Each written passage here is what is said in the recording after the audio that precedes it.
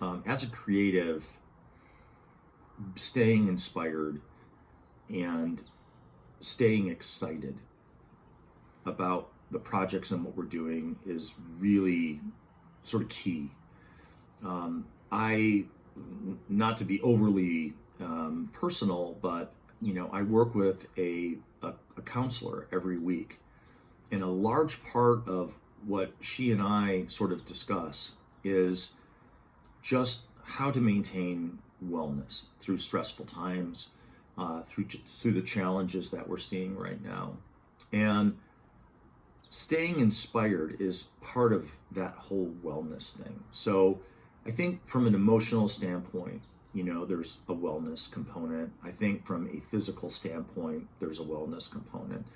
I think, spiritually, and not getting bogged down with the dwelling on all the bad news and all the statistics that you hear is sort of key. So I would say staying inspired, and what I'm doing to stay inspired is a couple of things. I think there's a component to it that's a little bit defensive, which is I have to defend myself against too much information, too much negative information, and the challenge of getting brought down emotionally.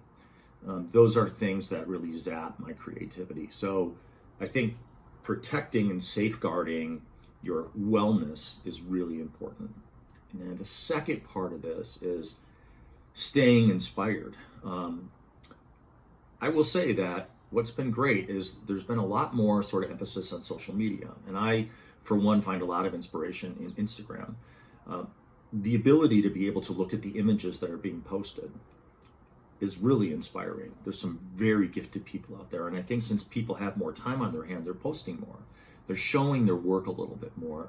They're showing their environments a little bit more. You're exposed to them personally. Instagram Live is one other sort of tool that you can, really get to know somebody's personality. So I would say that, before this whole COVID thing, I had certain images in my mind of design professionals that I admire very greatly. And getting a chance to know some of them a little bit more now, getting a chance to see their own personal environments and what they're working on has been really inspiring for me. It's also helped break down some barriers of me, being somewhat afraid of being able to, put myself out there in front of you all, and being able to utilize this as more of a dialogue rather than intimidated by a media outlet. So that's been a new gift and definitely something I'm trying to work on a lot more. Taking the time to take breaks and be in nature is probably the most inspiring thing that I have found myself relying on. So being able to go to the beach, take a walk through the neighborhood, no matter what the weather is, maybe it's right after a rainstorm and everything smells fragrant and beautiful. Maybe it's on a perfectly blue day like I have today, where I can just look out and see the Channel Islands sort of coming up out of the mist over the Pacific. The breeze that's blowing through with the fresh fragrances of all the flora that's in full bloom. My citrus tree in the back.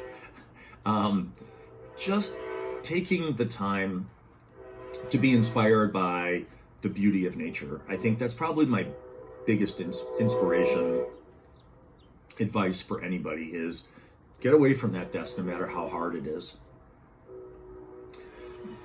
End that Zoom call a little earlier, whatever it needs to be to create a little